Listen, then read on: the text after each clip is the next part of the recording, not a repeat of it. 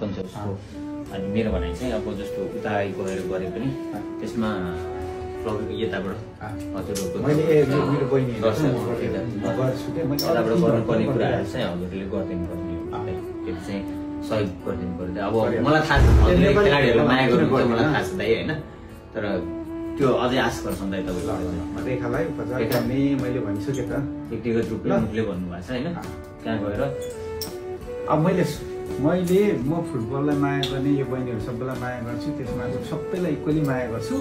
त्यसमा चाहिँ रेखा त मेरो यहीँको बहिनी, मेरो साथीको बहिनी, अनुरोध थापाजीको बहिनी होइन। अब उसलाई त झन् त्यहाँनिर अनफिल्डमा त्यो हेर्दा मलाई झन् दुःख लाग्यो होइन, जो एक्सपेक्ट गरेको खेलाडी त्यो भयो होइन।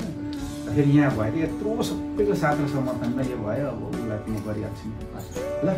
तिमी त्यसो भने तिम्रो फ्लाइट गरिदिन्छु काठमाडौँ जाऊ, अनि काठमाडौँ गर, अनि के हुन्छ अनि हामी त कनेक्टेड भइहाल्छौँ ल।